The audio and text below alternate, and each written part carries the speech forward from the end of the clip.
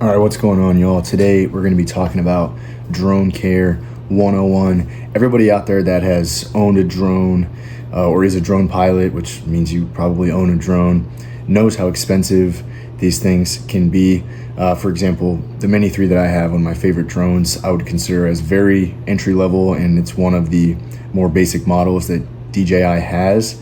I still spend over $500 on it, and it only goes up from there with DJI drones. So today we're going to be talking about everything that I do that I believe could be helpful to you guys as far as taking care of your drones to make sure you can get the most out of them for the longest amount of time. I've got several tips that I think you guys will find helpful. So I'm just happy to share with y'all and hope that I can help you guys out with making your drones last as long as possible. All right, the first aspect of drone care that I wanted to talk about was battery care. These things are basically your drone's useless without them. They're expensive to replace, especially because you should buy the DJI manufactured ones. So these things are not cheap. So how can you better take care of them? First, address the obvious ones: storage in a cool, dry location. Don't let these things get wet. Those are the obvious ones you definitely have to, those are the obvious rules you definitely have to obey. But I wanted to mainly talk about charging and discharging your batteries. The first point I wanted to make was avoid completely discharging these batteries. Obviously, when you're flying your drone, you get a battery indication there on the top of whether it's your phone or the DJI RC screen. I believe at about 20%, it gives you the first warning to return to home, and you don't have to return to home exactly at that moment.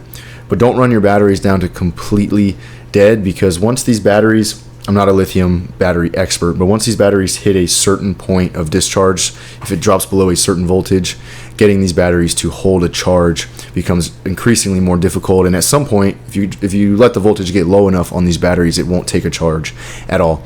So be careful not to absolutely completely discharge these batteries, and certainly do not discharge these batteries and then leave them. If you run your battery very low, as soon as it cools down, go ahead and put it on the charger, because leaving these batteries at a very low voltage for a long time is a perfect way to have them not take another charge.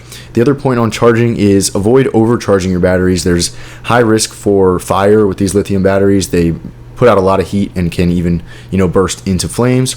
And by overcharging these batteries, you'll actually increase the point at which the voltage can become too low to even be recharged. You can decrease the cell life by overcharging these batteries, which just means they won't take as much of a charge in the future and they'll be ran dead faster. So make sure you're doing the obvious things, like keeping these things in a cool, dry location. But when you're charging them, don't just slap it on charge overnight and wake up and unplug it. That's not good for them. So charge them in the daytime when you can let them charge for their designated amount of time, and try not to discharge them completely. And if you do, put them on the charger as soon as they're cooled down. All right, the next point I wanted to make as far as drone care goes was avoid flying in moist conditions. This is a pretty obvious one, but there are conditions that could be harmful to your drone more than just, rain or snow. If it's raining or snowing outside, you obviously want to keep your drone inside and dry. But even on days where it's just really humid, or, the air's misty, or maybe it's overcast and it's raining on and off, and you don't necessarily fly your drone in the rain, but the air is very moist, I would personally keep my drones, and I do keep my drones out of the air on days like this. Now, if you have to get the shot done that day, you got to do what you got to do. And I do believe that, I've seen tests on YouTube, people test the durability of DJI drones in general. They're more water resistant than you think, but over time, it's definitely going to be destructive to your drone's internals. This particular drone here is my Mini 3. It has kind of some air dams here to help cool the internals that moisture could get in through.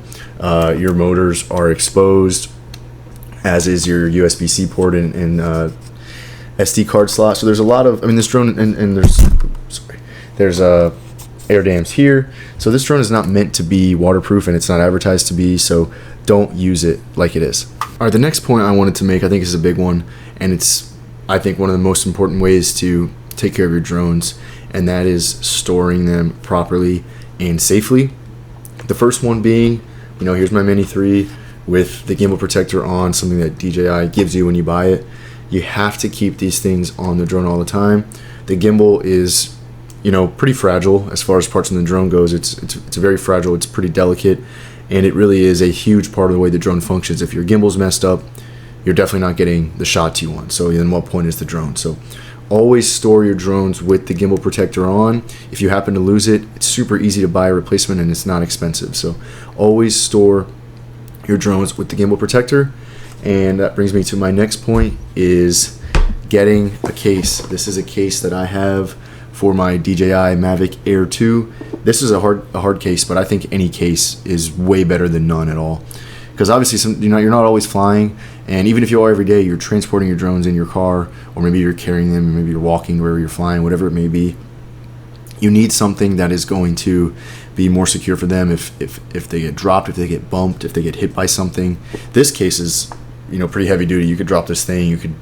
This is waterproof, all the above. But to compare with my my Mini 3, I just have this soft body case. I've been caught in the rain with this drone, and in this case it didn't get wet. If I just had it in my hand or whatever, it would have.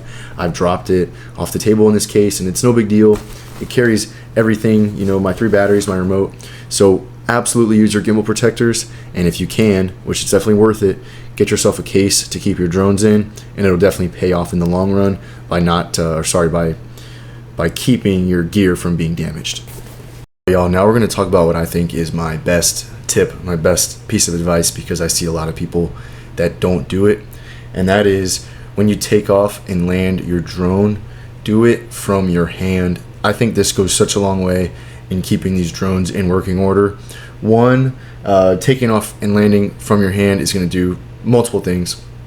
The first one is, for those of you guys that will take off and land from a hard surface like a driveway, that surface, that concrete or asphalt, whatever it is not very forgiving to the bottom of your drone. So it's obviously got these little landing areas, so it's made to be landed that way, but you're going to be scraping stuff up, and sometimes you land harder than you want to, and just overall not a forgiving surface to land your drone on. What I've seen people doing, and this is absurd in my opinion, but landing and taking off from grassy and dirty areas, or even the beach I've seen, which is kind of an extreme case, but places that have no business being taken off or landed on, because as you take off or land, your propellers are going to kick up a bunch of dust, and it's going to end up in your motors or in these air dams, and it's going to get places it shouldn't be. So I'm going to go out in the field and show you what taking off and landing in your hand looks like, and I'm going to recommend that you guys do this every time to keep the body of your drone in good shape and keep dust and debris out of the internals of your drone. Alright you guys, just a quick clip here of taking off and landing from my hand, how I do it. First, you just hold the takeoff button down for 3 seconds and it'll take off from your hand, and I kind of fly around here just messing around. And when I come in to land, you're just going to hold the joystick down, and it'll for 3 seconds, and it'll land in your hand. Just be careful to keep your fingers clear of the props when you grab the drone. And this little trick here is going to go a long way with keeping your drones in working order for a long time.